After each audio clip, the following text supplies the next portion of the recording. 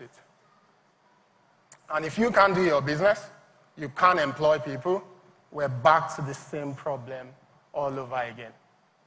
So this is why the problem we face as a society, they are wicked problems. And they are wicked problems because they are not waiting for us.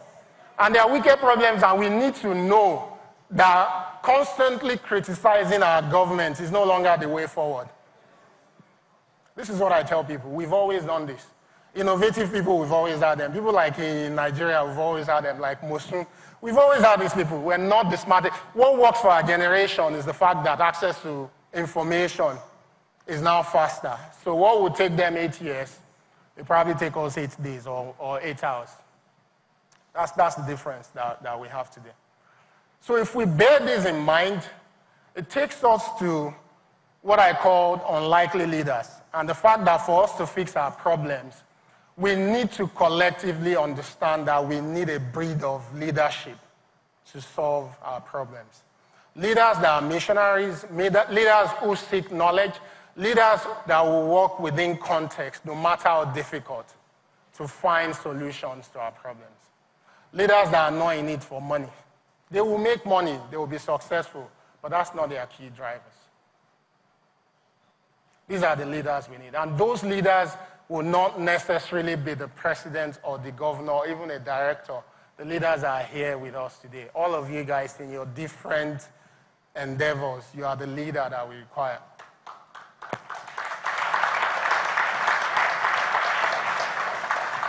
And this is why we do what we do at CCL. If I can get this to work. A lot of you guys must have seen a story about Life Bank, even if you didn't know her before now. She got featured last week on Humans of New York.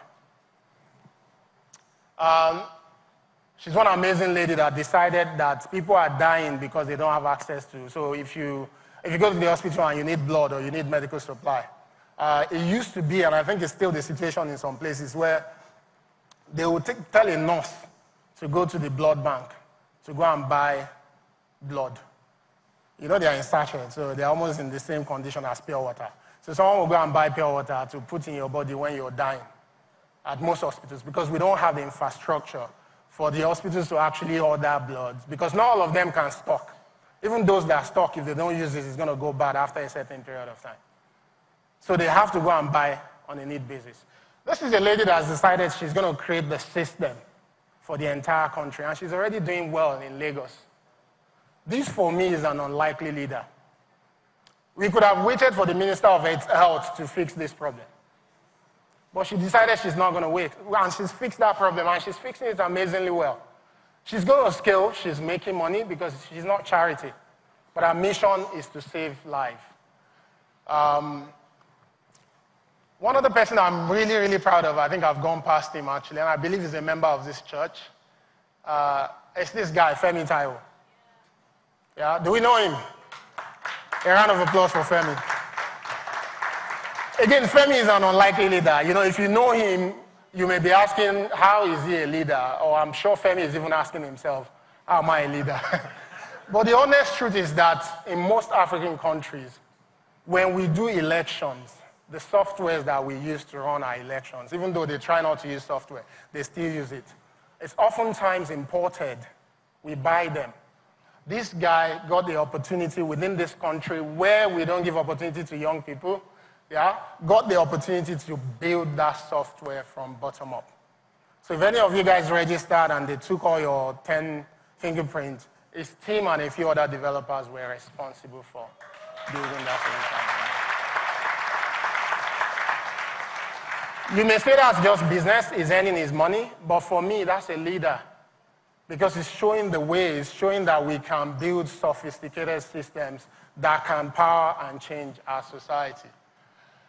Another person I'm proud of, which of course has been part of CCOB like Life Bank, is Sheun Igbide, and I'm sure people know him. He's part of this church as well, Pastor. You're doing an amazing work on us. Sheun, when I met Sheun in 2011, we had a call out saying we're looking for people with creative ideas to get citizens closer to government. Because we've always believed that part of the problem is that we outsource the management of our country only to people in government. And the process of governance is not the sole responsibility of government. This is what we mix. It's both government and citizens. You tell them what you want, they do what they can do. If they don't do it, you hold them responsible. But over the years, they've done a good job on us whereby we don't care about what they do. And you know what I always tell people? When we do elections in Nigeria, there's something we do. And you can check it even now. Citizens don't talk about manifestos. Have you ever been involved in any conversation around manifesto? It's always, there's a Sanwo, there's Ambode. Ambode is this, Sanwo is that. It's always about that. The presidential candidate is from the north.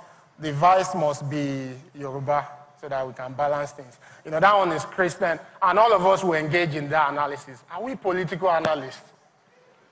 It's none of our trouble. What we should worry about is what are these people bringing to the table? How will they better our lives? But we never do that. Because over the years, we've concluded that it's the responsibility of government to fix our society. And Budget decided that in 2011, it was going to find ways, look at this simple idea, it was going to find ways to get the citizens to understand how much money is available to government to deliver the services that we expect them to deliver. And if you have that understanding, you know where to hold them responsible and where not to, because they're not going to perform miracles. And I think the rest is history. Seun's work continues to grow. They've been a major force behind the newfound consciousness that we have around holding government responsible, and there's still much more they can do. And it's the same for the last person I'm going to share on this. Before I now do something, I want to bring on some real unlikely leaders. I want you guys to meet 3 people that I'm going to showcase here today. Well, this is another wonderful woman. I think she spent the last probably 4 or 5 years trying to figure out how we're going to enlighten mothers, especially mothers who don't have access to information, and in unlikely parts of our society. She left her job with KPMG to start Marmalade. This is someone I've supported, and I know how difficult it was for her to run her business for the first 2-3 years. And she's now evolving and looking for new models to solve societal problems. These are unlikely leaders. They are not rich people. A lot of them are not sexy in the sense of what we know about innovators or creators. A lot of them will probably not even grow unicorns. But the way I see their work is that they will help us to shape our understanding of what leadership should be in our society. Because I think we actually don't know what we want from our leaders. We lack the understanding of leadership. A lot of us today that are pushing for better society, if given the chance, we will get there and discover how complex it is to run a society, and we will fail woefully. But there's a need for us to create that understanding. So I'm going to invite 3 people. I'll start with Mr. Amao, who is a research fellow from the Nigerian Medical Research Institute. This really is not about me. I can tell you guys stories about CCO, but that's not what I'm here to do today. You should grab a mic. So I thought I was going to bring these fellows on board to join me on stage and to help me understand what I have to share. And they accepted, obviously. Mr. Amao, thank you for coming. All right. There's an important problem or challenge that we face in Nigeria that you're currently trying to address. Can you speak to it, please? Thank you very much for giving me the opportunity to share this podium with you. And I want to thank the pastor, too, for this opportunity. Yes, you started by mentioning a form of alarming statistics on TB. And then I'm sure in this gathering, very few people TB is tuberculosis, by the way. Tuberculosis, popularly called TB for the first time, because then HIV we are familiar with it because of the sex link and relationship with infection. Yeah, TB, tuberculosis, I will be saying TB because then we so much short to be TB. Tuberculosis is something that is a big problem that we are playing with. Yeah, in the sense that unlike HIV, the route of infection is actually through the air, it's airborne. And then these days, we so much live our life in ACs. most especially in enclosed spaces like this. And then if somebody with TB happens to be seated